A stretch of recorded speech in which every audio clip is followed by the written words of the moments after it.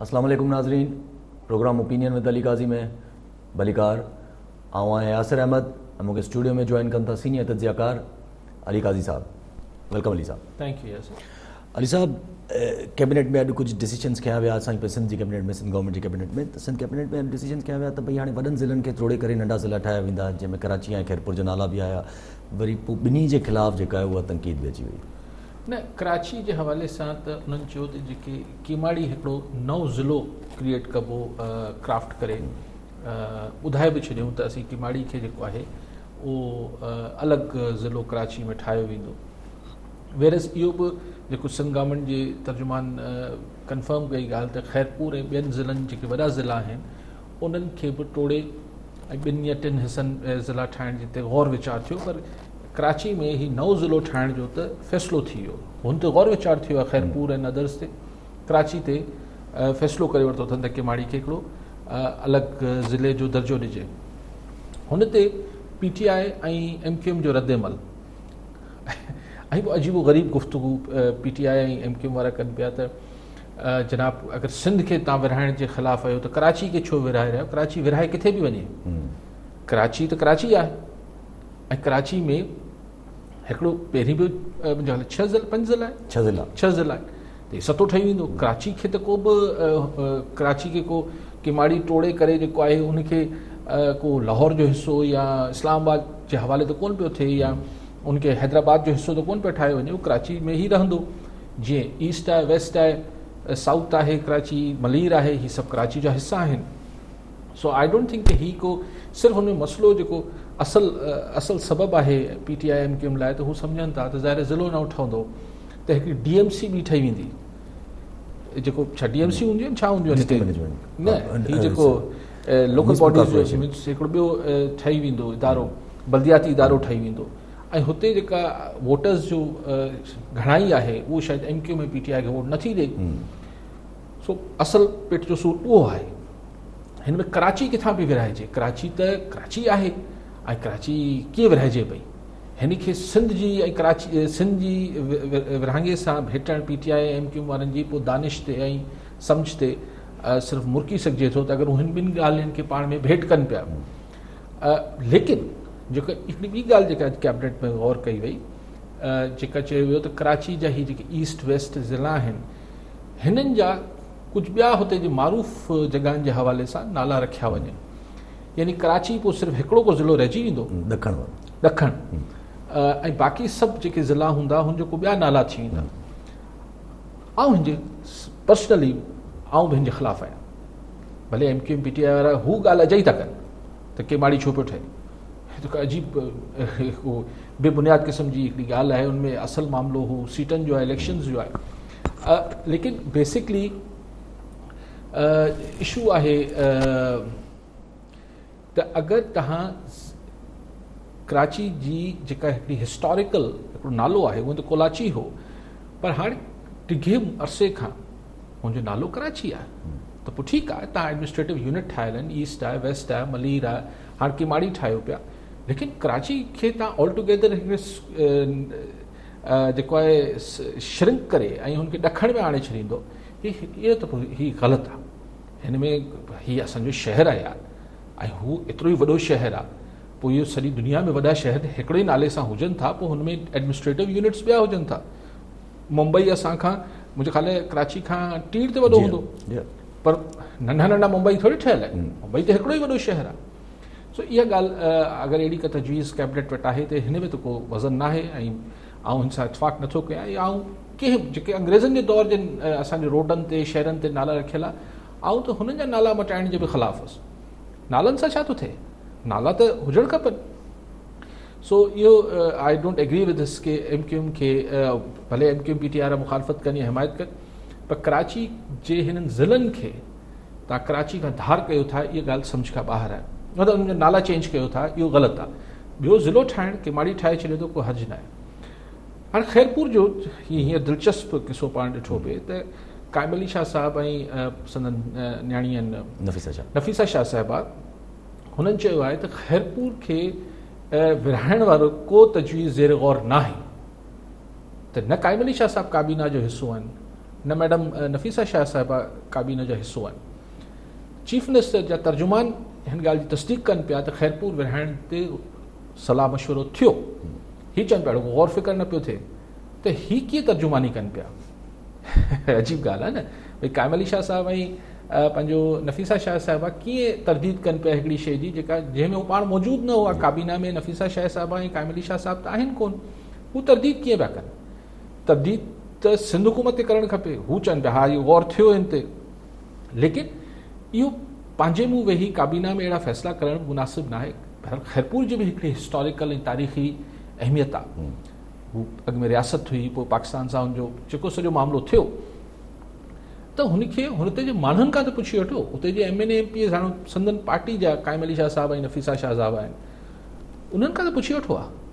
को सलाह मशवरो रुगो काबीना में वेही फ़ैसिला। माण्हुनि जी मुख़्तलिफ़ नालनि सां मुख़्तलिफ़ शयुनि सां हिकिड़ी जज़्बाती अटैचमेंट बि हुजे थी। अननेसेसरली तव्हां कंहिं बि नाले में कंहिं जवाज़ ॼाणाए हुनखे हुननि जी जज़्बात खे मजरू कयो था, हीअ चङी ॻाल्हि त न आहे। लेकिन बहरहाल कराची में ज़िलो ठाहिणु ऐं सिंध खां कराची खे धार करण वारी जेका बकवास आहे उनखे पाण में भेटणु या उसमें ज़मीन आसमान जो फ़र्क़ु आहे। अली साहब MK इहो बि MK हिकिड़े क़िस्म जो इहो बि इल्ज़ाम वणे थी पई त जीअं सियासी क़िस्म जो जाली मैंडेट ते पीपल्स पार्टी ॾेखारणु चाहे थी पंहिंजो कराची में अगरि ज़िला ठाहे थी त उन्हनि जो इहो बि आहे हिकिड़े क़िस्म जो। ज़ाहिर ज़िलो ठाहिण में हुकूमत जो मौक़िफ़ इहो हूंदो त हू इंतिज़ामी तरह छाकाणि वॾो शहर थी वियो आहे, आबादी वधी वई आहे, त वधीक माण्हुनि खे सहूलियत ॾियण लाइ असीं ज़िलो ठाहियूं पिया। लेकिन हुनजो इहो फ़र्क़ु त पवंदो। तव्हांजी मटबा तकबंदी मटबी ख़ासि तौर ते बल्दियाती इदारो जेको हिते हुजे थो उहो हिकिड़ो वाधू थी वेंदो। सीट्स बि हेठि मथे थींदियूं, वधंदियूं न पर हेठि मथे थींदियूं तकनि जे ज़िले जे हवाले सां। सो उन में ज़ाहिर MQ में PTI खे इहो थिए थो त शायदि किमाड़ी मां हू न खटे सघंदा, तंहिंजे करे सॼी ॻाल्हि थिए पई। ठीकु आहे अली साहब पोइ अगरि जेका जीअं तव्हां ॻाल्हि कयो था पिया त जवाज़ सम्झ में नथो अचे त जीअं नाला मटाइण जी ॻाल्हि हले थी पई, पोइ छा भला इनखे पीपल्स पार्टी जो रिटेलिएटरी मूव सम्झूं? रिटेलिएशन कंहिंजे ख़िलाफ़ु कयो पिया? आऊं बीइंग सिंध वासी तौरु मुंहिंजो कराची सां ओतिरो ई जज़्बाती लॻाव आहे त कराची जो नालो छो पिया मटायो? इहो छा जी रिटेलिएशन सिंध गवर्नमेंट ॾेखारे पई? हिकिड़ो ग़लति कमु करे आया आहिनि, हिकिड़ी ठाहियूं अथनि कमेटी कराची लाइ ठाहे वरिती अथनि, हाणे उनखे छा लेमटी करण लाइ कराची जा ज़िलनि जा नाला मटाए छॾींदो तव्हां? कराची जी पंहिंजी हैसियत आहे।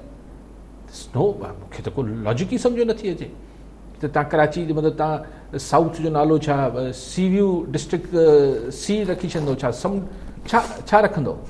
हा डिस्ट्रिक्ट साउथ आहे त हिन में समुंड अचे थो त हिते छा अजीब ग़रीब ॻाल्हियूं आहिनि न। ऐं कराची जी हिकिड़ी पंहिंजी शनाख़्त आहे। लाहौर हुनखे वधि में वधि एतिरो चयो वञे थो लाहौर खे त अंदरूने लाहौर आहे या न्यू लाहौर ओल्ड लाहौर, इहे सभु शयूं थियनि थियूं। ईअं असां वटि कराची में बि आहे त भई हिन पासे आहे, ही डाउन टाउन पुराणो आहे, ही फलाणो आहे, लेकिन कराची त कराची रहंदो न। कराची जे तव्हां ज़िलनि जा नाला मतिलबु कराची खे श्रिंक करे सोड़ो करे हिकिड़े ज़िले ते अची बीहारींदो ऐं बाक़ी 6 ज़िलनि जा ॿिया नाला रखी छॾींदो त हीअ त तव्हां कराची जी हैसियत खे जेको आहे उहो धकु रसाईंदो। ठीकु आहे साहब, कॉलर असां सां गॾु ख़ादिम हुसैन गोलो कदकोट मां। जी गोलो साहब, छा चवणु चाहींदा, छा सवाल आहे? जी गोलो साहब, आवाज़ अचे पई?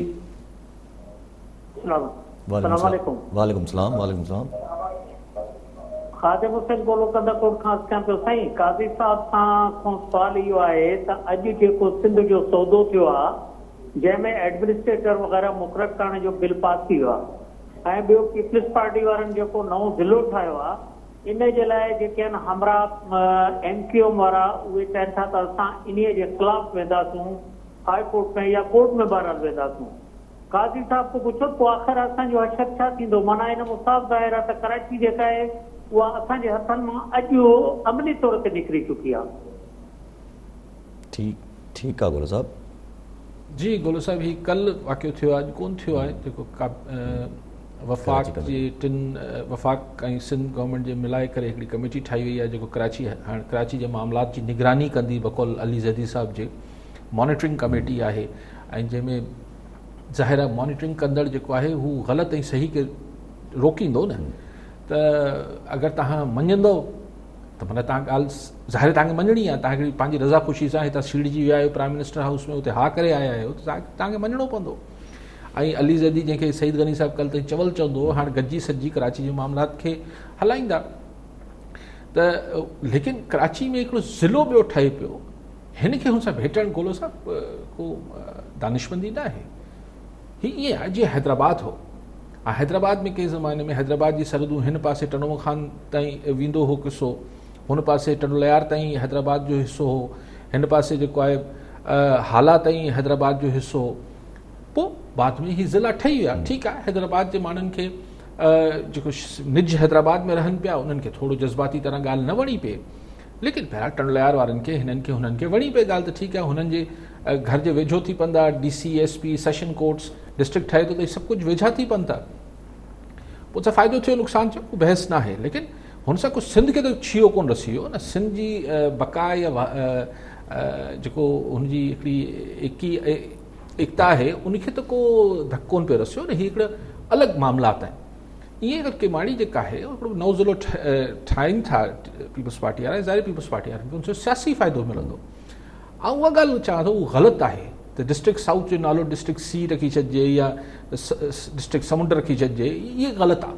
कराची खे, कराची जे सॼो जेतिरो ई कराची आहे हिन जो हिकिड़ो ई नालो हुजणु खपे।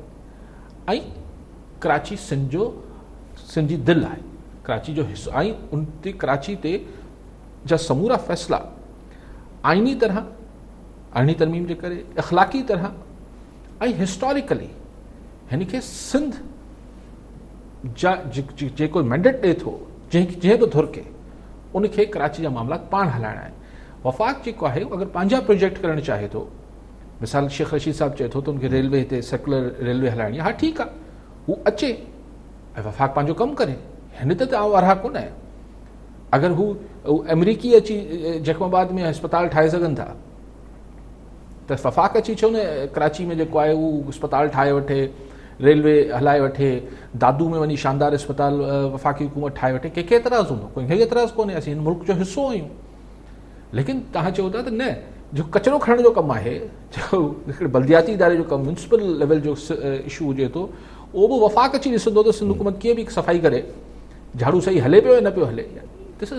पर इन जो सबबु इहो ई आहे त जेका हिकिड़ी टिघे अरसे खां हिकिड़ी ख़राबु हुकुमरानी सिंध में रही आहे ऐं करप्शन ऐं इहे सभु जेके आहिनि मामलात, परसेप्शन जेको जुड़ियल हो, ऐं पोइ गवर्नर राज जो दड़को हो, तंहिंखां पोइ सिंध सरकार पोइ हिते हटी वई। ऐं ठीकु आहे, अॼु चयो आहे, अॼु JUI वारनि मुज़ाहिरा कया आहिनि, असांजा ॿिया पॉलिटिकल जेके आहिनि पीपल्स पार्टी खां सवाइ हुननि बि रिएक्शन शो कयो आहे। अयाज़ पली जो साहिबु चवनि था असीं GDA खां अलॻि थी वेंदासीं, ऐं नथो सम्झा त अयाज़ साहिब जे चवण ते GDA अलॻि थी वेंदी PTI खां, लेकिन बहरहाल अयाज़ साहिबु शायदि जनरल सेक्रेटरी आहिनि, अहम उहिदे ते आहिनि, छाकाणि त GDA अहिड़ो सख़्तु मौक़िफ़ न खणंदी, GDA हिन कमेटी जे ख़िलाफ़ु न हूंदी। ऐं अगरि GDA खे जेको आहे सिंध जे ॿियनि मामलनि लाइ अगरि कमेटी ठही आहे, उनमें GDA जा वफ़ाक़ी वज़ीर शामिल करे वरितऊं त GDA खे बिल्कुलु बि एतिराज़ु कोन हूंदो। हीअ शायदि अयाज़ पली साहिब जी ज़ाती हिकिड़ी राय आहे जेका सही आहे, ग़लति कुझु बि कोन्हे। लेकिन जहिड़ो मतिलबु अलाए छा सिंध जा माण्हू अञा हिन ॻाल्हि खे पूरी तरह मूंखां वधीक सम्झूं आहिनि सिंध जा माण्हू, लेकिन शायदि ओतिरो मूंखे किथे को रिएक्शन नज़र नथो अचे। पोइ सिंध जे माण्हुनि जी मर्ज़ी आहे, अगरि उहे सम्झनि था त न हीअ जेको कमेटी ठाहे करे, मुंहिंजी नज़र में हीअ कराची खे फ्यूचर में सिंध खां प्रैक्टिकली धार करण लाइ हीअ पहिरियों क़दम आहे। उन ते पीपल्स पार्टी सरकार राज़ी थी वई आहे, अगरि सिंध जा माण्हू बि राज़ी आहिनि त बिस्मिल्लाह। मूंखे न वणंदी ॻाल्हि, चाहे सॼा सिंध जा उका माण्हू जेके आहिनि, 5 करोड़ माण्हू बि चवनि त हीअ ठीकु थी वियो आहे, ऐं अकेलो माण्हू बि हूंदुसि त चवंदुसि ग़लति थियो आहे ऐं ज़्यादती थी आहे। अरे साहब, जीअं एक्सपेक्टेड हो त एडमिनिस्ट्रेटर विहारे वेंदा, डिसीजन त खयो वियो, पर लोकल गवर्नमेंट एक्ट में अमेंडमेंट लाइ हिकिड़ी कमेटी बि ठाही वई आहे, तव्हां एक्सपेक्ट कयो? जी, कल्ह मूं इहा गुज़ारिश कई हुई त हाणे जो फ्यूचर सिनारियो इहो ई थींदो न, हीअ कमेटी सिर्फ़ु बुहारा ॾियण लाइ त कोन थी आहे। हाणे एडमिनिस्ट्रेटर मुक़ररु थींदो जेको इतफ़ाक़े राय छा, जेको वफ़ाक़ चवंदी सिंध सरकार खे रखिणो पवंदो। भले ऑर्डर नासिर शाह कढी ॾे, चयो त नासिर शाह साहिबु फ़ैसिला कंदो, फ़ैसिला थोरी कंदो, मतिलबु हुनखे हिकिड़ो मैकेनिज़म ठाहियो वियो आहे ताकी हिकिड़ो माण्हू साइन करे, ऐं त नोटिफिकेशन ते साइन भले नासिर शाह साहिबु करे, एडमिनिस्ट्रेटर वफ़ाक़ जी मर्ज़ी सां ईंदो, पोइ 6-8 महीननि खां पोइ जॾहिं बि इलेक्शन थींदी उनमें घणे भाङे PTI हितां पंहिंजो मेयर आणींदी ऐं तेसि ताईं बल्दियाती जेको कानून आहे लोकल बॉडीज़ एक्ट आहे हिन में अहिड़ियूं तरमीमूं थींदियूं जो कराची जे मेयर खे हिते अहिड़ा इख्तियार मिली वेंदा त पोइ चीफ मिनिस्टर हाउस त हूंदो पर कराची जा मामलात उहो मेयर हलाए रहियो हूंदो। ठीकु आहे सर, कॉल आहिनि असां सां गॾु अब्दुल अज़ीज़ चांडियो मोरो मां। जी चांडियो साहब, छा सवाल आहे? मां काई साहब खां इहो सवाल करणु चाहियां थो त हूअं सिंध जे लाइ इहो अचे थो त भई सिंध खे 2 सन विरायो या 3 सन में विरायो, सिंध ठीकु आहे नंढा सूबा ठाहियो, पर जीअं हींअर असां कराची एतिरो वॾी आबादी वारो शहर आहे या ॿिया असांजा सिंध जा वॾा वॾा ज़िला उन्हनि खे नंढो कयो थो वञे या अॼु जीअं कराची जे नाले चयो वियो आहे त हुनखे हिकिड़ो वधीक ज़िलो ॾिनो वियो आहे त उन ते आख़िर पोइ असांजी जेके ॿियूं पार्टियूं आहिनि उन्हनि खे तकलीफ़ कहिड़ी आहे उहे ई पार्टियूं असांजी ख़ुशियूं थियूं कनि सिंध खे तक़सीम करे 2-3 हिसनि में विरायो वञे, पर जेकॾहिं कराचीअ में जेकॾहिं वधीक असांजी आबादी जेके इतिहास खां पोइ ज़िलो ठाहियो वञे त पोइ आख़िर उन्हनि खे छो तकलीफ़ थिए? महिरबानी। ठीकु आहे चांडियो साहब, वरी गुज़ारिश कंदुसि सिंध जी वारी ॻाल्हि खे कराची सां हू भले भेटीनि पर चांडियो साहब तव्हां न भेटियो, ज़मीन आसमान जो फ़र्क़ु आहे। कराची खे बि विरहाए, कराची त अॻु में बि 6 ज़िलनि में हुई, हाणे 7 ज़िला थी वेंदा, पर उहे 7 ज़िला मिली करे कराची थींदा। अगरि सिंध सरकार उन्हनि ज़िलनि जा नाला मटाइण जी सोचे रही आहे त उनजे ख़िलाफ़ आहे ऐं हुनजे बि ख़िलाफ़, लेकिन ज़िलो ठहे पियो, हिन में कहिड़ी आफ़त अची वेंदी सवाइ 2-4 सीटनि जो हेठि मथे कमु थींदो। बहरहाल सियासी पार्टियूं आहिनि, लेकिन उनखे पोइ तासुब वारी एंगल सां न अचनि, सिधो चवनि त भई तव्हां पंहिंजे इलेक्शन लाइ कयो पिया। हा, पीपल्स पार्टी बिल्कुलु पीपल्स पार्टी खे इलेक्शन में इहा ॻाल्हि वणंदी हूंदी तॾहिं हू करे पई, हीअ सीट मैनेजमेंट थिए पई, लेकिन हिन जो सिर्फ़ु भेट कुझु कोन्हे त उहो हवालो न ॾिजे। ऐं जेके माण्हू सिंध खे टोड़ण जी ॻाल्हि कनि था या ॻाल्हि कनि था या कराची खे, ॻाल्हि इहा आहे त बदकिस्मती सां उहो छा चइजे त पंहिंजा ई पेर नथा झलनि त ॿियनि ते छा चए माण्हू। ठीकु आहे अली साहब, तव्हां वारी ॻाल्हि अगरि ज़हन मतिलबु अचे थी जे पीपल्स पार्टी खे अगरि मिसाल जी ॻाल्हि आहे, सिंध गवर्नमेंट खे अगरि इहा ॻाल्हि ख़बर आहे त जेका अवां ॻाल्हि कयूं पिया त प्रेशर ईंदो ऐं लोकल गवर्नमेंट में कोई एडमिनिस्ट्रेटिव वफ़ाक़ जे तरफ़ां डेवलप अची वेंदो, उन खां पोइ जेका इलेक्शन थींदा उन में बि मेयर खे अहिड़ा पावर ॾिना वेंदा एक्ट जे ज़रिए, त छा पीपल्स पार्टी खे शायदि इहा ॻाल्हि ख़बर आहे तॾहिं ज़िलो ठाहियो त थोरो टफ टाइम त ॾेई सघूं किथां न किथां त सीटूं खणी अचूं? त उन सां छा थी वेंदो त मेयर न ठहणु ॾींदा छा पॉसिबल या एडमिनिस्ट्रेटर न थियणु ॾींदा? यार सभु तव्हां बादशाह माण्हू हुयो यासर साहब, हीअ त ज़ाहिर आहे ही शयूं ही पावर शेयरिंग जी डील थी आहे ऐं हिन खां चिटो छा चवां तव्हांखे त हीअ शेयरिंग जी डील थी आहे ऐं डील सिर्फ़ु इहा न थी आहे त 2 माण्हू हिते ईंदा ऐं बसि पोइ चांहि बिस्कुट खाए हलिया वेंदा ऐं वरी कचहरी करे हलिया वेंदा, हू प्रैक्टिकली इंगेज थींदा, टके पैसे ते इन्वॉल्व थींदा कराची जे मामले ते। ऐं पोइ एडमिनिस्ट्रेटर अगरि टके पैसे ते अली ज़ैदी साहब ऐं असद उमर साहब ऐं MQM जो अमीनुल हक साहब टके पैसे जी कराची नहीं ये क्यों हो रहा है, ये नहीं करें, ये होना चाहिए, इस आदमी को रखें, इस आदमी को हटाएं, इसको कॉन्ट्रैक्ट मिलना चाहिए, इसको कॉन्ट्रैक्ट नहीं मिलना चाहिए, त पोइ छा थींदो? त हू छॾे ॾींदा एडमिनिस्ट्रेटर नासिर शाह साहब रखी वठे। यार नासिर शाह साहब असांजे कराची लाइ रखी, खैरपुर लाइ रखी सघे थो, घोटकी लाइ रखी सघे थो, सखर लाइ रखी सघे थो, उते उन्हनि खे एतिराज़ु कोन्हे। असल मामिलो ई कराची आहे त कराची त पावर शेयरिंग डील थी आहे, उहो डील आहे त तव्हांखे असीं पंहिंजी भाङेवार कयूं था। जीअं जॾहिं पिटो निज़ाम आंदो पियो वियो, उहो पीपल्स पार्टी जे दौर में बदकिस्मती सां हुयो मामिलो बि, जेको बल्दियाती निज़ाम, उहो बि छा हो MQM खे राज़ी रखिणो हो न, MQM जी सपोर्ट खपंदी हुई, उन महिल फेडरल गवर्नमेंट पीपल्स पार्टी जी हुई, त MQM खे राज़ी रखण लाइ पिटो निज़ाम आंदो पियो वियो।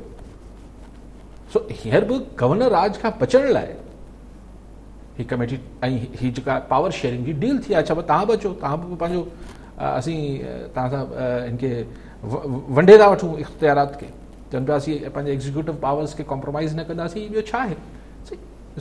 या मूंखे सम्झाईं या सिंध जे माण्हुनि खे सम्झाईं, ही 2 मोतबर वज़ीर साहब आहिनि, हिते छा ईअं उबासियूं ॾियण लाइ ईंदा मीटिंगनि में, ऐं हुननि सिंध गवर्नमेंट ते ॾिसो कल्ह ही कमेटी ठही आहे, कराची कमेटी जेका ठही आहे, अञा सिंध सरकार हुनजे लाइ लबकुशाई न कई आहे त फेडरल मिनिस्टरनि अली ज़ैदी, असद उमर ऐं अमीनुल हक प्रेस कॉन्फ्रेंस करे पूरो टाइम फ्रेम भी ॿुधायो आहे त हम 2 हफ़्ते में शॉर्ट लिस्टिंग करेंगे, माना तय थियल आहिनि न ॻाल्हियूं, ईअं असद उमर हवा में त तीर कोन पियो हणे, ये चीफ मिनिस्टर साहब ऐं सिंध गवर्नमेंट सां तय थियल हूंदियूं त भई 2 हफ़्तनि में असांखे तय करिणो आहे त कहिड़ी स्कीम किथे हलंदी, छा थींदो, पाणी लाइ छा थींदो, ट्रांसपोर्ट लाइ छा थींदो, 2 हफ़्तनि में, यानी हू टाइम फ्रेम ॾिए पियो ऐं हुन वक़्तु बि ॿुधाए छॾियो त आचार्य ॾींहुं 11:30 बजे मीटिंग थींदी, अलाए कहिड़े ॾींहुं, सैटरडे ते।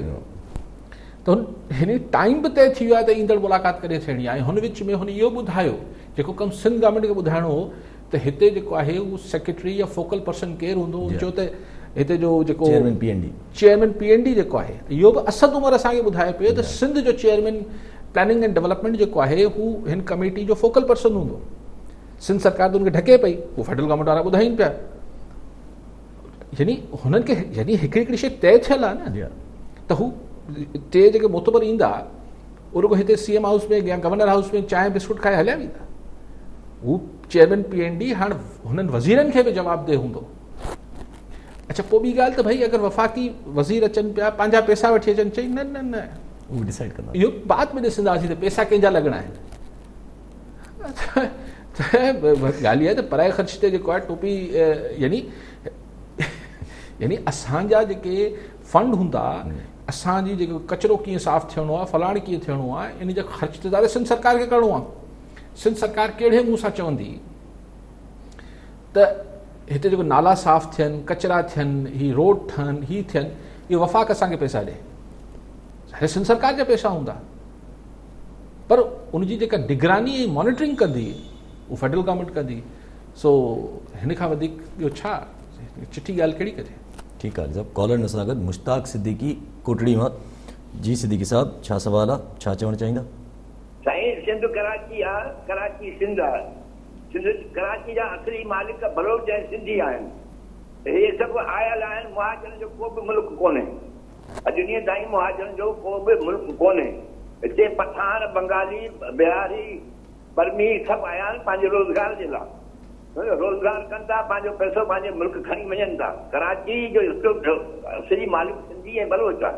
हीअ जेके हिन वक़्तु हले पई सियासी रांदि आहे, सम्झो, ऐं पंहिंजो असांजो जेको वज़ीर आला आहे उहो हिकिड़ी ॻाल्हि ते बीहे, या इधर या उधर, जीअं बिलावल चए थो। बाक़ी हे सभु नखरेबाज़ी पिया कनि त अॻे इहे नाला कोन हुआ छा? अॻे बि नाला हुआ। असां सां धोखेबाज़ी कई लियाकत अली ख़ान वरितो असेंबली हाल जे बजाए जिना साहिब खां पोइ लियाकत अली ख़ान कराची ते कब्ज़ो करे वेही वियो। 2 लख रुपया बि सिंध खां वरितऊं। 70 1 लख मण कणिक पंजाब खे असां ॾिनी थी। उनजो नतीजो इहो थियो त जेके ही आयल आहिनि इन्हनि खे गवर्नमेंट हमेशह फ़ाइदो ॾिनो आहे। जेके असली रहाकू आहिनि जिन खे नज़रअंदाज़ कयो वियो आहे 73 सालनि खां, ऐं अॼु ॾींहं ताईं नज़रअंदाज़ कंहिंजी बि हुकूमत थिए, चाहे सिंधियुनि जी हुजे चाहे कंहिंजी बि हुजे, त सिंधियुनि सां असां सां जेकी आहे असां उहो हिननि जी सपोर्ट इन लाइ कयूं था त सिंध आहे, सिंध कराची आहे, कराची सिंध आहे, बसि ॿियो असां वधीक कोन था चई सघूं। ठीकु आहे सिद्दीकी साहब, महिरबानी। सिद्दी साहब, बिल्कुलु कराची सिंध आहे, सिंध कराची आहे, त असीं चऊं था, असांजो पूरो पुख़्तो ईमान आहे। लेकिन ॻाल्हि इहा आहे त हीअ जेको कुझु थिए पियो, हीअ उन ई हिकिड़ी जेका तारीख़ी हिकिड़ी शइ आहे उनजे ख़िलाफ़ थींदे नज़र अचे पियो, त उन ते पाण ॻाल्हायूं पिया। बाक़ी जेके हाणे 73 साल अॻु हिते माइग्रेट करे अची विया, मां त चवां थो मुंहिंजे लाइ त हू बि सिंधवासी आहिनि। ऐं त नथो चवां त हाणे किथे, बसि ज़ाहिर आहे हुननि जी, ऐं हू बि मुंहिंजे ख़्याल आहे त अगरि सिंध धरती खे हिकिड़ी हुन सां हिकिड़ी पंहिंजी जॾहिं चवनि था त कराची सां हुननि जी हिकिड़ी जज़्बाती वाबस्तगी आहे, त कराची बि सिंध जो हिसो ई आहे न, त पोइ सॼे सिंध सां थियणु खपे। असांजी बि कराची सां आहे, हैदराबाद सां बि आहे, खैरपुर सां बि आहे, त लेकिन बेसिकली त सिंध सां हिकिड़ी वाबस्तगी आहे न। त ही जेके दोस्त आहिनि जेके पंहिंजे पाण खे अॼु बि गैर सिंधी या नवां सिंधी या पुराणा, सभई नवां पुराणा सिंधी आहियूं, सो सिंधवासी आहियूं। सो मूंखे उमेदु आहे त ही कॾहिं हिननि वटि बि हिकिड़ी डिफरेंट सोच, ऐं यकीननि हिन में कई सैकड़ो माण्हू हूंदा जेके हिन सोच जे ख़िलाफ़ु हूंदा। कुझु माण्हू जीअं MQM लंडन वारा बि आहे, ही MQM वारा पाकिस्तान वारा आहिनि, ही हिकिड़ा शो छॾीनि था, छाकाणि त जेतिरी नफ़रत पखड़बी ओतिरो जेको आहे सियासत में फ़ाइदो थींदो। बाक़ी लियाकत अली ख़ान साहब हीअ पाण डिगी आहे, हिकिड़ी तारीख़ आहे, उन ते पोइ केॾी महिल ॻाल्हाइबो। लेकिन इशू इहो आहे त कराची जो ज़िलो ठाहिण में को बि हर्ज न आहे। कराची जे ज़िलनि जा नाला मटाइण में आउं हुनजे ख़िलाफ़ु आहियां। ठीकु आहे अली साहब तव्हां वरी ॻाल्हि अच्छे थी आहे ज़हन में त जीअं तव्हां पहिरियां मिसाल ॾिनो मुंबई जो, त कराची खे मुंबई सां अगरि रिज़ेम्बलेंस कजे त मुंबई ज़्यादा पॉपुलेटेड आहे, ज़्यादा वॾो आहे, ज़्यादा डेंस्ड आहे, सभु कुझु आहे, पोइ बि उते इहा कॾहिं किराए न आई आहे त को अलॻि सूबो करे छॾियो, महाराष्ट्र खां अलॻि करे छॾियो। ॻाल्हि इहा आहे त हुते बि ख़ैर उहो आहे त सही, हुते बि जेको सियासत आहे हुते बि त जी, लेकिन इशू इहो आहे त हुननि त मुर्गो जेको अंग्रेज़नि हुनजो नालो बॉम्बे कयो हो उनखे मटाए वरी उहो पुराणो नालो मुंबई वठी आया।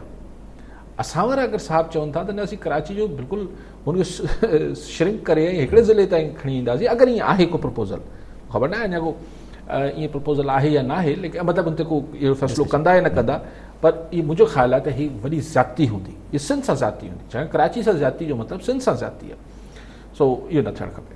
ठीकु आहे अली साहब शेख रशीद पहिरियां थोरी देरि पहिरियां प्रेस कॉन्फ्रेंस करनि पिया, शेख रशीद जो चवणु त इहा उहा ई साॻी ॻाल्हि दोहरायूं त ये पहली दफ़ा हुआ है कि हुकूमत और फ़ौज मतलब अस्करी क़यादत एक पेज पर है, और जो चरण तो PMLN और PPP के काफ़ी लोग मैं ना आए लोग होते हुए देख रहा हूँ। शेख रशीद साहब अलाए कहिड़े गोले में ॾिसी ईंदो आहे, पहिरीं चइबो नैब टार्ज़न हो जाएगी, वो टार्ज़न बि ख़ासि त कोन थी आहे अञा ताईं, बड़ी केस वेस त हलनि था, लेकिन जेको ही शेख रशीद साहब चवनि था त असांजी फ़ौज ऐं सिविल जेका हुकूमत आहे एक ही लाइन और लेंथ पर है, सुठी ॻाल्हि आहे, लेकिन छा हिन खां पोइ को पॉलिटिकल जेका स्पेस आहे उहा सिविलियंस लाइ घटिजंदी वञे पई, ऐं हर शोबे में सिविलियंस जी स्पेस घटिजंदी नथी वञे। उहो शेख रशीद साहब खे शायदि एतिरो उहो सोचींदा बि न हूंदा, इहो उन्हनि जो फ़िक्र जो मरहलो बि कोन्हे, लेकिन आउं सम्झां थो त एंड ऑफ द डे ज़ाहिर आहे असांजी आर्मी आहे या मिलिट्री इस्टेब्लिशमेंट आहे, उहो हिकिड़ी हक़ीक़त आहे, ऐं 72-73 सालनि में असांजी पावर पॉलिटिक्स में ज़ाहिर आहे हुनजी इन्वॉल्वमेंट रही आहे, इनखां पर 3 दफ़ा 4 दफ़ा त सिधो आर्मी जनरल्स अची रूल कयो आहे, भई अयूब ख़ान साहब बि आया, यहिया ख़ान साहब बि आया, पोइ ज़ियाउल हक़ साहब बि आया, पोइ मुशर्रफ साहब बि आया, सभु साहबान त आया न, सो इहो चवणु त न हू कुझु आहे रियलिटी आहे, त हू एक्चुअली शेख रशीद साहब बार बार इहा ॻाल्हि करे मुखालफ़नि खे न्यापो ॾिए थो त भई छाकाणि त असांजे मुल्क में जंहिंसां गॾु इस्टेब्लिशमेंट हूंदी आहे उनखे को जेको आहे लहर न लोॾो, त तव्हां हरूभरू कोशिशि कयो पिया, तव्हां न कयो, छाकाणि त असांजी इस्टेब्लिशमेंट जेका आहे इमरान ख़ान सां गॾु आहे। इहा ॻाल्हि शेख रशीद न बि ॿुधाए तॾहिं बि उन्हनि खे ख़बर आहे अपोज़िशन वारनि खे, छाकाणि हुननि बि त किथां न किथां कई दफ़े कोशिशूं कयूं हूंदियूं त को हुननि जो बि को हिसाब किताब थी वञे, लेकिन तव्हां ॾिसो त नवाज़ शरीफ़ साहब वरी एक्टिव थियो आहे, ऐं नवाज़ शरीफ़ साहब हाणे ही हुनजे ख़िलाफ़ु छा कंदा, हुनजी धीउ अञा हिते आहे, हुनजो भाउ हिते आहे, लेकिन नवाज़ शरीफ़ साहब फज़लुर रहमान साहब सां बि ॻाल्हायो टियों ॾींहुं, कल बिलावल भुट्टो साहब सां बि ॻाल्हायो अथनि, ज़रदारी साहब सां, सो एक्टिविटी नवाज़ शरीफ़ साहब डेस्परेट हूंदो, ऐं नवाज़ शरीफ़ जेको आहे उहो ही शेख रशीद त हिकिड़ो ज़ाहिर सियासी किसो ठाहे थो त मरियम नवाज़ ने मरवा दिया नवाज़ शरीफ़ को, अब शहबाज शरीफ़ को मरवाएगी, फिर PMLN को मरवा रही है, मतिलबु उहो चए थो त हीअ वारी सियासत जेका आहे उहो पीउ खे नवाज़ शरीफ़ खे नज़रियाती थियण वारी सियासत धीउ सेखारी आहे। पर डिघे मुदे में मरियम नवाज़ इहा ई सियासत ते स्टैंड वरितो त डिघे अरसे ताईं में डिघे मुदे में ते इहा सियासत कम ते ईंदी मरियम नवाज़ खे, तकलीफ़ूं त आहिनि लेकिन ईंदी त सही। ठीकु आहे साहब, कॉलर सां गॾु नबी बख्श थईम कश्मीर मां, जी थईम साहब छा सवाल आहे, छा चवणु चाहींदा? सवाल मूंखे अर्ज़ु आहे जी, NQM वारा जॾहिं बि ईंदा आहिनि चवंदा आहिनि हमारे आबा और अजदाद में बड़ी कुर्बानी थी थी पाकिस्तान बनंदी, जॾहिं तारीख़ साबित कयो आहे त हुनजी का कुर्बानी कोन्हे, सिर्फ़ु माइग्रेट करे आया ऐं किले में जी उन्हनि जॻहियूं वरितियूं, ठीकु, इहे हमेशह इन्हनि वटि को नालो ई कोन्हे सवाइ लियाक़त अली ख़ान जे, हमेशह ई कंहिं न कंहिं तरीक़े सां ई कोशिशूं कंदा रहिया आहिनि। जॾहिं असां सिंध यूनिवर्सिटी में 1988 में पढ़ंदा हुआसीं, हिकिड़ी हैदर चौक ते ॾिठोसीं त हैदर चौक जे चारो तरफ़ मतिलबु शौकत अली ऐं ॿियनि जेका उन वक़्त जा हुआ उनजा दानिश उर्दू स्पीकर दानिशवर उहे ईअं कोन हुया जो उहे को पाकिस्तान मुखालिफ़ हुया न इन्हनि जा MQ जा हुया, उनजी तस्वीरूं लॻी पयूं हुयूं। जॾहिं असां एहतजाज कयोसीं, सख़्तु एहतजाज कयोसीं, तॾहिं वञी उन्हनि हटायूं। इन्हनि जे हर बार में पीपल्स पार्टी खे अचण बि न घुरिजे। मुंहिंजी अपील आहे बिलावल भुट्टो ज़रदारी खे, हीअ असांखे हेॾां होॾां तकलीफ़ ॾियण जी हर मुमकिन कोशिशि कंदा रहंदा। इन्हनि जो माज़ी हाल ऐं मुस्तक़बिल बि इहो रहंदो जेतिरो ताईं ही तव्हां ख़तमु न थींदा। महिरबानी। ठीकु आहे थैंक्स हाणे उहो त जेको 72-73 साल अॻु थियो त थी वियो, पर अॼु हू रियालिटी आहे। ॾिसो असांजा ऐं आउं हुननि खे बि चाहियां थो त हिकिड़ी मोहबत जी ऐं अमन जी ॻाल्हि थिए ऐं सभु गॾिजी सॼी सिंधवासी थी हिकिड़ो अमन लाइ मोहबत सां हिकिड़ी शयूं हलाइजनि। ऐं त हिन खे हाणे माज़ी जी ॻाल्हियूं खोट पियूं त पोइ हिकिड़ी को हुन सां फ़ाइदो कोन्हे न, को फ़ाइदो बि कोन्हे। ऐं हींअर जेको तव्हां चओ पिया त तव्हां बिलावल साहिब खे अपील पिया कयो त हिननि खां परे न, हिननि जे वेझो त वञनि ई कोन पिया। हिन कमेटी जी तरफ़ अगरि तव्हांजो इशारो आहे त हुन में त हिकिड़ो अमीन अलग साहिबु आहे MQM जो, बाक़ी त ॿ त PTI जा आहिनि। ऐं PTI सरकार जे प्रेशर ते थिए पियो। हीअ जेको रोज़ कराची में PTI वारा रोज़ बिला नागा धुआंधार प्रेस कॉन्फ्रेंसूं कंदा, उनमें चवंदा छा त हमारे पास और डंडे भी हैं, अगर नहीं मानेगी पीपल्स पार्टी कराची के मामले में तो हम गवर्नर आ जो आर्टिकल 149 का डंडा भी है हमारे पास। सिधो चवनि पिया, हू त को धमकियूं त सिधियूं सयूं हुयूं, पर उन धमकियुनि जे जवाब में सदाईं सिंध सरकार जो मौक़िफ़ ईंदो त असीं दबाव क़बूल न कंदासीं। पर बदकिस्मती सां कल पाण ॾिठो त दबाव थोरो शायदि सवायो थी वियो। हाणे ताईं जवाब बि न ऐं अञा ताईं क्लियर ॻाल्हि मूं चयो न, हिन कमेटी जा जेके हींअर ताईं तफ़सील बि ॾिना आहिनि उहो फेडरल वज़ीरनि ॾिना आहिनि। माना हाणे सिंध बाबति या कराची बाबति, जेको सिंध कराची हिकिड़ी ॻाल्हि आहे, सिंध जे शहर राजधानी बाबति जेके हाणे बेसिक मालूमात ही कमेटी जेका जुड़ी आहे, इन जी जेका बुनियादी ॼाण बि ॾिनी आहे त फेडरल वज़ीरनि ॾिनी आहे। सो मुंहिंजे ख़्याल ही पीपल्स पार्टी वारा जेके आहिनि वज़ीर साहिबान जेके ईंदा आहिनि ॿ टे साम्हूं ईंदा आहिनि प्रेस जे, हू कुझु पंहिंजा नोट्स ठाहे रहिया हूंदा। सुभाणे परीं शायदि वरी डिघी 2 कलाक जी प्रेस कॉन्फ्रेंस थींदी। पर सुवाल इहा त उनमें सवाल कंहिंखे करणु ॾिबो ऐं केरु कंदो ऐं छा कंदो, ॾिसूं। असां वटि त ज़ाहिर अली साहब, शेख रशीद चवे थो नवाज शरीफ 2 फ़ोन करे या 4 फ़ोन करे फ़र्क़ु नहीं पड़ता। होॾां अॼु जेको इजलास हलियो गॾियल पार्लियामेंट जो पंहिंजो इजलास हुयो, जंहिंमें सदर साहब जेके असांजा पाकिस्तान जा उन्हनि तकरीब ख़िताब कनि पिया त ऑपोज़िशन वॉकआउट करे वई। ऑपोज़िशन ॿाहिरि निकिरी हाणे चवणु लॻी त भई असां हाणे आशूरे खां पोइ को लाइ अलम मुश्तरका खणी ईंदा। लाइ अमल खणी अचनि। ऐं बि पहिरीं त चवनि पिया त ईद खां पोइ हाणे आशूरे खां पोइ शयूं, लेकिन जीअं जीअं सोढ़ा थियनि था पोइ हिक ॿिए ते एतबार बि घटि अथनि। गॾु त बीहनि था पीपल्स पार्टी ऐं नवाज़ लीग वारा, पर JIF सां बि मामला डिफरेंट आहिनि। ऐं हिन में जेको मूं चयो न त हीअ जेके ख़ुदि अगरि नवाज़ शरीफ़ साहिबु वांदो हुजे, यानी चुरपुर करे सघे हा, त हू हिकिड़ो बहरहाल हिकिड़ो फिगर हुजे हा जेको हिननि खे गॾु खणी हली सघे पियो। आसिफ़ ज़रदारी साहिबु, छाकाणि त हिननि जो वरी हिकिड़ी पुराणी हिक ॿिए खां धकियल बि आहिनि, पर वरी बि कुझु न कुझु कनि था। पर हींअर विच में इलाही सारा माण्हू आहिनि। ऐं मूंखे हैरत थी त नवाज़ शरीफ़ साहिबु फ़ोन जेको आहे लंडन मां उहो आसिफ़ ज़रदारी खे न कयो, बिलावल भुट्टो ज़रदारी कयो। इन लाइ हिन मां छा मतिलबु कढिजे, लेकिन इहो आहे त ॾिसूं त आशूरे खां पोइ जेको आहे छा लाहे अमल ठाहींदा। उहो लाहे अमल ज़ाहिर अगरि इहो हूंदो त मुतालबा ऐं ठारा पास कयल हूंदो त हुनजी तारीख़ में का अहमियत कोन्हे। ऐं छा माण्हू कढी रोडनि ते ईंदा, इहो ॾिसण वटां हूंदो। त छा इहो ॼाणींदे बि शेख रशीद न बि ॿुधाए, तॾहिं बि अपोज़िशन खे ख़बर आहे त असांजी इस्टेब्लिशमेंट इमरान ख़ान साहिबु हुकूमत खे 100% सपोर्ट करे पई। इन जे बावजूदि अगरि अपोज़िशन मुड़सी करे माण्हू ॿाहिरि कढे थी, कढण जो इरादो करे थी अलिफ़, पोइ कढे थी, पोइ कढण में कामयाबु वञे थी, ज़रूरी त न आहे त छाकाणि पीपल्स पार्टी ऐं नवाज़ लीग वटि हाणे ओतिरी को स्ट्रीट पावर रहियो कोन्हे। ऐं रोडनि ते छा हिते दादू में वेही वफ़ाक़ी हुकूमत जे ख़िलाफ़ु नारा हणण सां त इमरान ख़ान हुकूमत कुझु कोन्ह थींदो, ज़ाहिर हुते वञिणो पवंदो। छा ॾिसूं।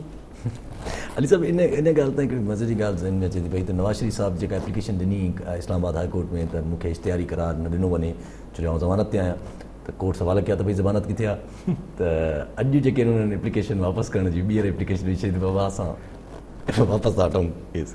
हाणे पोइ शायदि अदालत वरी पुछियो त ज़मानत आहे न हुजे त असांखे ख़बर न, असांखे दरख़्वास्त असांजी मोटाए ॾियो। इहा त ग़लती हो गई। हुते विया पंहिंजे इश्तिहारी हुजण जे ख़िलाफ़, उतां मुर्गो चयो त ज़मानत किथे आहे तव्हांजी। सो इहो थोरो वकीलनि खां भंड थी वियो आहे। ऐं पोइ हाणे मियां साहिबु इहो ई इंस्ट्रक्शन ॾिनी हुई त भाग के जान छुड़ाओ।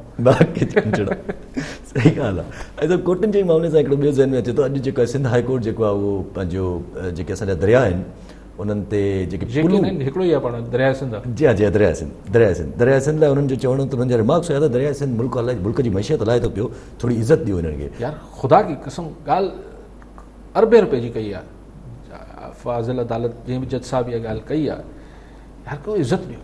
सॼो गटर जो पाणी हिन दरिया में उछलायो पिया, जंहिं दरिया मां माण्हू ग़रीब माण्हू पाणी पीअनि बि था, पंहिंजी फसलुनि खे बि उहे ई भाॼियूं ऐं सभु शयूं पाण खाऊं था, जेको दरिया सिंध खे गटर जो नालो ठाहे छॾियो अथनि। शायदि फाज़िल अदालत रुॻो पुलियुनि जे लाइ चयो आहे, ब्रिजिस लाइ, हिन लाइ। आउं त चवां थो हुनमें जेको सॼे सिंध जो जेको शहरनि जो जेको गटर जो पाणी आहे उहो दरिया में उछलायो पियो वञे। उन दरिया भाई उन जेको पोइ छा था कयो यार, को इज़त ॾियो। हिकिड़ो कुझु वाकई में हिकिड़े दरिया सां हिकिड़ो रोमांस हुजे थो दुनिया में। माण्हू पंहिंजे जेके आबी वसीला आहिनि उनजी ॾाढी रिस्पेक्ट कनि था, उन को लेकिन हुन सां को पंहिंजाइप वारो सलूक कजे। हुनमें सॼे सखर इहे सिधा नाला गटर शहर जा जेके गटर आहिनि डायरेक्ट दरिया में। हिते असीं छा पिया कयूं, असीं हितां पंहिंजो सॼो गंदो पाणी जेको आहे समुंड में डायरेक्ट। त कुदरत जेके असांखे हिकिड़ी नवाज़ियो आहे, समुंड बि आहे, दरिया बि आहे, त उनखे कोई इज़त ॾिजे। दरिया सां जेका हशर कयल आहे, पोइ इनक्रोचमेंट सां दरिया जे उनमें थिए थो। सो बिल्कुलु सही ॻाल्हि आहे फाज़िल अदालत जी, त दरिया खे इज़त ॾियो भई। अच्छा, पोइ इहा ई ॻाल्हि तव्हां जीअं ॻाल्हि कयो था पिया त कद किचिरो त उछलाइनि था, पर ठीकु आहे ज़मीनुनि लाइ इहो पाणी इस्तेमालु थिए थो, पर अलाए केतिरनि शहरनि में त पीअण बि इहो ई पाणी न। लखे करोड़े माण्हू यार, केतिरा माण्हू ही मिनरल वाटर पीअनि था। लखे करोड़े माण्हू जेके आहिनि इहे शाखनि मां वाहनि में। पोइ असांजे लाड़ में ऐं हिन पासे ते शुगर मिलूं बि पंहिंजो जेको आहे जेको वेस्ट आहे उहो हुन केनालनि में उछलाइनि थियूं।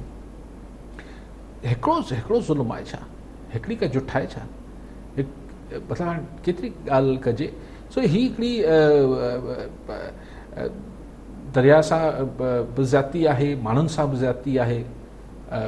जर जो पाणी तव्हांजो सॼो ज़हरीलो थी वियो आहे, हिकिड़ो प्रॉब्लम त न आहे। पाणी बुनियादी शइ हुजे थी यार, तव्हांजी सभु शयूं बाक़ी ठीकु आहिनि, ज़रूरी आहिनि, पर पाणी त बुनियादी शइ आहे। ठीकु आहे साहिबु। कोर्ट जे मामलनि सां हिकिड़ो ॿियो बि मामिलो अचे थो पियो ज़हन में, त जीअं कमनि जा जेके असांजा आबादगार आहिनि उन्हनि कोर्ट में केस विधो हुयो त भई असांखे रातूं न आहिनि मिलियल 2018 ऐं 2019 जूं, त उन्हनि खे नोटिस जारी कया अथऊं। पर मूंखे ॻाल्हि हिकिड़ी सम्झ में अचे थी, जेका शुगर कमीशन ठही शायदि इन वजह जे करे ठही न। उन में हिकिड़ी वजह त इहा हुई, शुगर कमीशन त ठही त खंड जी क़ीमतूं छो वधियूं आहिनि, पर उन में इहा ॻाल्हि बि आई त आबादगारनि सां बि ही शुगर मिल ज़्यादती कनि थियूं, उन्हनि खे सही अघु नथियूं ॾियनि। ॻाल्हि सभु ठीकु हुयूं, पर उन सभु कमीशननि जो हिन जो आख़िर में हासिल मतिलबु छा थो निकिरे। माण्हुनि खे अगरि आबादगारनि खे रहतूं नथियूं मिलनि, या ॾिसो हिकिड़ो माण्हू हर को त 1000 एकड़ जो कमनि जो आबादगार न आहे न, ज़मीदार न आहे। कंहिंजी का 50 एकड़ हूंदी, को 100 एकड़ हूंदी। हाणे उनजा अगरि तव्हां पैसा रोके छॾियो था या 10 एकड़ वारे जा, त सिर्फ़ु हुनजा पैसा त नथा रोकजनि न, हुन सां गॾु हिकिड़ो हारी बि जुड़ियल आहे, हारी बि जुड़ियल आहिनि। सो ओवरऑल हिकिड़ी कैश क्रॉप तस्वर थींदी आहे न, माना हिन मां माण्हू पैसा, त उहो तव्हां उनखे पैसा नथा ॾियो। कॾहिं असां वटि कणिक जा रेट बि नथा मिलनि, कमनि जे लाइ बि ही परेशानी थिए थी। हर साल कमनि ते पहिरीं जहिड़ो थिए थो त रेट हुजनि न हुजनि। शुगर मिल्स एसोसिएशन चवंदी असीं हेतिरा पैसा कोन ॾींदासीं, आबादगार चवंदासीं हेतिरा पैसा वठंदासीं, आख़िर में सरकार विच में पई कुझु न कुझु करे थी। सो लेकिन बहरहाल ॾिसूं, अदालत सगोरी चयो आहे त हिनखे पैसा मिलणु खपनि यार, ज़ाती आहे। सभु असांजा ॾाढी वॾो वाक़ियो हिकिड़ो थियो, असांजा सीनियर सियासतदान आहिनि पाकिस्तान जा, हासिल बिजनू साहिबु, हुनजी डेथ थी वई थोरी देरि पहिरियों न्यूज़ आई हुनजी। बिल्कुलु तमामु अफ़सोसनाक ॻाल्हि आहे। हासिल बिजनू साहिबु औसवश बिजनू साहिब जा फर्ज़ंद ऐं तमामु हिकिड़ा, ऐं ही बलूचिस्तान जा कुझु माण्हू हुआ जेके बलूचिस्तान जी आवाज़ हुआ ऐं हुनजे लाइ हिकिड़ो मोतबर आवाज़ हुआ। हिननि ही को उहे हिकिड़ी जीअं असां बलूचिस्तान में अक्सर हिकिड़ी ट्राइबल सरदारी वारे हिसाब सां बि सियासत वधीक थींदी रही आहे, त ही फलाणे ट्राइब जो या कबीले जो सरदार, बिजनू साहिब बि मोतबर आहिनि पंहिंजे हुनजा, लेकिन हिननि पंहिंजो तारुफ़ जेको आहे हू हिकिड़ी थोरो प्रोग्रेसिव लिबरल लेफ्ट ओरिएंटेड हिकिड़ी पॉलिटिशियन तौरु कराई हुई ऐं हिकिड़ा मोतबर माण्हू आहे, अलाह हुननि खे मग़फ़रत करे जन्नत फिरदौस में जॻह ॾे। ऐं हिननि में हू बलूचिस्तान जी ॻाल्हि कंदा त हुआ, पर हुननि जे हू कॾहिं बि तशद्दुद खे ॿियनि शयुनि खे सपोर्ट न कंदा। ठीकु आहे अली साहब हिकिड़ी आख़िरी टॉपिक आहे असां वटि, टाइम बि तमामु घटि आहे, त डोनाल्ड ट्रम्प जेको आहे उहो वरी सऊदी अरब खे चयो आहे त इसराइल खे तस्लीम जेको UAE सां डील थी आहे इसराइल खे जॉइन करे वठि। हाणे ॾिसो सऊदी अरब इहो प्रेशर केतिरो बर्दाश्त करे थो, छाकाणि सऊदी अरब पहिरीं त बाहि ॾिनी UAE जी त हिनखे वठी वञो, मूंखे छॾियो, हाणे हुनखे त इसराइल वरितो अची न, पोइ मूंखे सऊदी अरब बि खपे। पोइ हाणे ॾिसो सऊदी अरब देरि सवेर मञंदा, मूंखे नथो लॻे, भले हींअर कुझु बि चवनि पर मे बि तकड़ में न बि थिए। ऐं डोनाल्ड ट्रम्प खे बि इहो हाणे सुझे पियो त हिन दफ़े नवंबर वारे इलेक्शन में मूंखे ज़ाती तरह नथो लॻे त डोनाल्ड ट्रम्प खटंदो, मतिलबु शायदि हिन दफ़े जमहूरियत इंतकाम न वठंदी सो मूंखे नथो लॻे त डोनाल्ड ट्रम्प खटंदो। त हीउ डोनाल्ड ट्रम्प हिकिड़े वेंदे हिकु लास्ट एफर्ट करे पियो त मे बी शायदि हिन सां को जेका जूइश लॉबी ज़ाहिर हुनखां प्लीज़ड आहे, जेका यहूदी लॉबी अमेरिका में तमामु इन्फ्लुएंशियल लॉबी आहे, उहो हुनखां डोनाल्ड ट्रम्प खां ज़ाहिर त कोशिशि आहे, लेकिन सऊदी अरब हिते तकड़ में हा करे मूंखे थोरो ॾुखियो थो लॻे। अच्छा ॿियो हिकिड़ो ज़हन में अचे थो, अॼु बि असांजे फॉरेन पॉलिसी जे तरफ़ां फॉरेन मिनिस्टर जे तरफ़ां स्टेटमेंट आई, पर तरदीद नथी अचे UAE जी, इहा ॻाल्हि सम्झ नथी। UAE जी तरदीद मतिलबु UAE जेको एक्सेप्ट कयो आहे इसराइल जो, उनजे ख़िलाफ़ कोई ॻाल्हाए नथो। न हुनजी का मज़म्मत या हुनजी का इहा ॻाल्हि पाकिस्तान बि नथो करे, सऊदी अरब बि नथो करे, ऐं बहरहाल पाकिस्तान त करे थो या नथो करे। पाकिस्तान जे त वरी इमरान ख़ान साहब पंहिंजे इंटरव्यू में टियों ॾींहुं चयो मेरा दिल नहीं मानता है कि मैं इसराइल को तस्लीम करूं। सो ठीक है, इमरान खान साहब का दिल नहीं मान रहा है, लेकिन सऊदी अरब का क्या मसला है? सो सऊदी अरब मुझे ख्याल है त देर सवेर मञंदी, लेकिन इसराइल खे शायदि या डोनाल्ड ट्रम्प खे तकड़ आहे या इसराइल खे तकड़ आहे, ऐं ॿिया नंढा नंढा मुल्क त राज़ी थी विया आहिनि। लेकिन हीअ सॼी हिकिड़े जेको नवां ब्लॉक्स ठहनि पिया न, तव्हां टाइम न आहे, हीअ जेको सॼी दुनिया में जेको नवां जेको रीअलाइनमेंट थिए पई, ॿीहर सिफ़ बंदी जेका दुनिया में मुल्कनि जी थिए पई, हीअ हुनजो ई हिकिड़ो हिसो आहे। ऐं शयुनि खे हाणे ज़ाहिर ही अरब मुल्क जिथे हिकिड़ी बादशाहतूं लॻियूं पियूं आहिनि, जिथे जी जमहूरियत जो या इंसानी हक़नि जी लताड़ जो कॾहिं अमेरिका या वेस्ट खे ओनो नथो थिए, छाकाणि असांजा पंहिंजा आहिनि, त हू भले बादशाहतूं कनि, ख़ैर हर मुल्क जी पंहिंजी मर्ज़ी आहे, ऐं नथो हुन ते कमेंट कयां, लेकिन सो हिननि खे हाणे देर सवेर ही उते ई बीहंदा जिथे अमेरिका हींअर बि उते ई बीठल आहिनि, पर ही इसराइल वारी फरमाइश थोरी सवाई आहे। UAE मञी वरितो आहे, सूडान ऐं बहरेन ऐं ओमान बि मञी वरितो आहे, सऊदी अरब देर सवेर। ठीकु आहे अली साहब, वरी महिरबानी अली साहब। नाज़रीन, अॼु जे प्रोग्राम जो वक़्तु पूरो थियो, वरी सुभाणे मिलंदासीं। अल्लाह भाई।